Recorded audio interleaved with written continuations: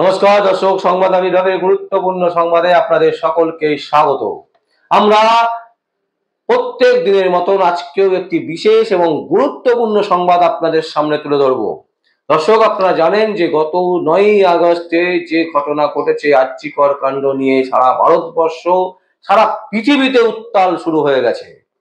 আগামী 8 তারিখে আপনারা জানেন যে আবার কিন্তু আরেকটা রাত দখল অভিযান আছে, এবং এটা কিন্তু শুধুমাত্র পশ্চিমবঙ্গের মধ্যে কলকাতায় হবে এরকম নয়, সারা পৃথিবী জুড়ে হবে।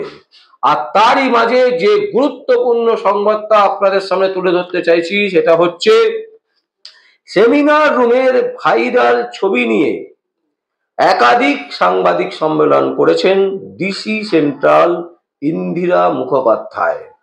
আপনারা সবাই দেখেছেন, এবং প্রায় তিনি এসে এসে নানান রকমের ছবি দেখিয়ে আমাদের সামনে দর্শককে বোঝাবার চেষ্টা করতেন, সাংবাদিকদের বোঝাবার চেষ্টা করতেন যে তারা কত কাজ করছে, কত রকমের তার যুক্তি, কোথায় সেই ছিল, কোথায় ছিল না, কি হয়েছিল, কিভাবে হলো, কিভাবে হলো না, সেমিনার রুমে কোন জায়গাটা ভেঙেছে, কেন ভেঙেছে, এই ধরনের যে যুক্তি তিনি দিতে চাইতেন সেই যুক্তি কিন্তু কেউ মেনে নিতে পারতেন না, বিশেষ করে সাধারণ মানুষজন। এবং সেই জায়গা থেকে এই ডিসি সেন্ট্রাল ইন্দিরা মুখোপাধ্যায়কে গ্রেপ্তারি চেয়ে এবার সিবিআই কে চিঠি লিখলেন বিজেপি সাংসদ জ্যোতির্ময় সিং মাহাতো। সিবিআই কে যে চিঠি লিখেছেন তাতে তিনি বলেছেন যে ইন্দিরা মুখোপাধ্যায় যেভাবে সেমিনার রুমের ভাইরাল ছবি নিয়ে একাধিক সাংবাদিক সম্মেলন করেছেন, এবং সেই সম্মেলন করে তিনি যেভাবে ভুল বার্তা, একটা যে রুট ম্যাপ, তদন্তের যে গতি, সেই গতিকে অন্যদিকে ঘোরাবার চিন্তা ভাবনা করেছেন, এবং কন্টিনিউ তিনি সেই প্রেস কনফারেন্স করে করার চেষ্টা করে গেছেন, এবং কার নেতৃত্বে করেছেন এই জিনিস তাকে সম্মুখীন হতে হবে, তাকে গ্রেপ্তার করে জিজ্ঞাসাবাদ করতে হবে। এই মর্মে চিঠি পাঠিয়েছেন সিবিআই কে বিজেপি সাংসদ জ্যোতির্ময় সিং মাহাতো। তার অভিযোগ, আর্যিকর কাণ্ডে তিনি বারবার ভুল তথ্য দিয়ে তদন্তকে অন্য পথে চালনা করার চেষ্টা এবং প্রমাণ লোপাট করার কাজ করে গেছেন তিনি। তার বুঝতে পারছেন দর্শক, ভয়ঙ্কর অভিযোগ নিয়ে আসছেন কিন্তু এই বিজেপি নেতা। তার যে বক্তব্য, সেই বক্তব্য অনুযায়ী, এবং সেটা যদি সত্যি প্রমাণ হয়, তাহলে ভাবুন যে শিয়ালের কাছে মুরগি জমার মতন বিষয়বস্তু হয়ে যাচ্ছে। বাংলার মানুষদেরকে যারা রক্ষা করা, যাদের দায়িত্ব, যে অফিসাররা, যে পুলিশেরা বাংলার মানুষকে সম্মানের সাথে সিকিউরিটি দেবে, তারা সিকিউরিটি তো দিচ্ছেই না, উল্টে তারাই তথ্য প্রমাণ লোপাট করার জন্য উঠে পড়ে লেগেছে। এবং সেটার যিনি পুলিশ মন্ত্রী, তার নেতৃত্বে, যিনি স্বাস্থ্যমন্ত্রীও বটে, যিনি মুখ্যমন্ত্রীও বটে, তার নেতৃত্বে একের পর এক প্রমাণকে লোপাট করার চেষ্টা চালিয়ে যাওয়া হলো। এটা কিন্তু একেবারে দিনের আলোর মতন পরিষ্কার। এবং সেই জায়গা থেকেই কিন্তু বিজেপির এই নেতা সাংসদ জ্যোতির্ময় সিং মাহাতো তিনি কিন্তু সিবিআই কে অভিযোগপত্র পাঠিয়েছেন, এবং তিনি দাবি করেছেন যে ইন্দিরা মুখোপাধ্যায়কে, ডিসি সেন্ট্রাল ইন্দিরা মুখোপাধ্যায়কে গ্রেপ্তার করে তাকে জিজ্ঞাসাবাদ করা হোক। তবে দর্শক, আমরা বলবো ইন্দিরা মুখোপাধ্যায়কে শুধু গ্রেপ্তার করলে হবে না, তার সাথে রাজ্যের যিনি প্রশাসনের মাথা, সেই মুখ্যমন্ত্রী, যিনি পুলিশ মন্ত্রী, যিনি স্বাস্থ্যমন্ত্রী, তাকেও গ্রেপ্তার করতে হবে, গ্রেপ্তার করে জিজ্ঞাসাবাদ করতে হবে।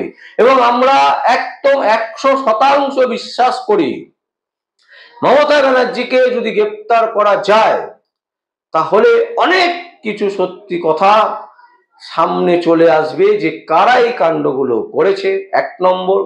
2 নম্বর, এই খুনের মোটিভটা কি। 3 নম্বর হচ্ছে, শুধু এই কাণ্ড না, আর্যিকর কাণ্ড নয়, সমস্ত হাসপাতালের যে দুর্নীতি, সমস্ত রাজ্যে যে শিক্ষা ক্ষেত্রে দুর্নীতি, সারদা কেলেঙ্কারি, রোজভ্যালি কেলেঙ্কারি, বিভিন্ন সরকারি দপ্তরে চাকরি নিয়োগ, প্রতিটা ক্ষেত্রে কিন্তু স্পষ্ট হয়ে যাবে যে কে মাথা। কিন্তু আমরা জানি না যে সিবিআই কবে মাননীয় মুখ্যমন্ত্রী মমতা ব্যানার্জিকে ডাকবেন। পশ্চিমবঙ্গে কি ডাকতে ভয় পাচ্ছেন সিবিআই, এটাও কিন্তু আমাদের কাছে পরিষ্কার নয়। যেখানে আমরা দেখেছি অন্যান্য স্টেটের মুখ্যমন্ত্রীকে অনেক সহজে সিবিআই হেফাজতে নিয়ে নেন, কোর্ট থেকে জামিন পান না তারা, সিবিআই তাদের বিরুদ্ধে তদন্ত চালান, জিজ্ঞাসাবাদ করেন। কিন্তু পশ্চিমবঙ্গের ক্ষেত্রে, বাংলার ক্ষেত্রে কিন্তু এই ঘটনা কিন্তু আমরা দেখতে পাচ্ছি না। তো আমাদের মনে দুটো প্রশ্ন যাচ্ছে। একটা প্রশ্ন হচ্ছে কি সিবিআই এবং সেন্ট্রাল সিবিআই এজেন্সি তারা কি ভয় পাচ্ছে যে মুখ্যমন্ত্রী বা তার ভাইপোকে অ্যারেস্ট করে জিজ্ঞাসাবাদ করতে গেলে বাংলায় একটা অশান্তির পরিবেশ তৈরি হবে? আর যদি তৈরি হয়ও, সেই পরিবেশকে কন্ট্রোল করার মতন সিকিউরিটি নেই। দ্বিতীয় প্রশ্ন হচ্ছে যে এমন কি কোনো ঘটনা ঘটছে যেখানে সিবিআই, মমতা ব্যানার্জি, প্রধানমন্ত্রী নরেন্দ্র মোদী, স্বরাষ্ট্রমন্ত্রী অমিত শাহ এবং ভারতবর্ষের যাকে বলা হয় যে একটা বড় স্তম্ভ, প্রধান স্তম্ভ, সেই কোর্ট, সুপ্রিম কোর্টের প্রধান বিচারপতি, এই পুরো বিষয়টার মধ্যে একটা গটাপ এবং আন্ডারস্ট্যান্ডিং চলছে যাতে রাজ্য সরকারকে যেভাবে খুশি হোক বাঁচাতে হবে।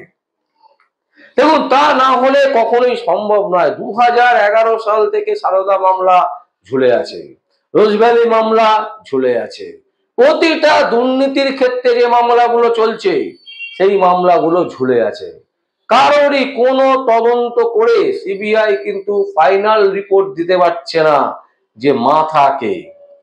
তাহলে কিসের জন্য? এই দুটো কারণ ছাড়া আর কোন কারণ হতে পারে আমাদের অন্তত জানা নেই।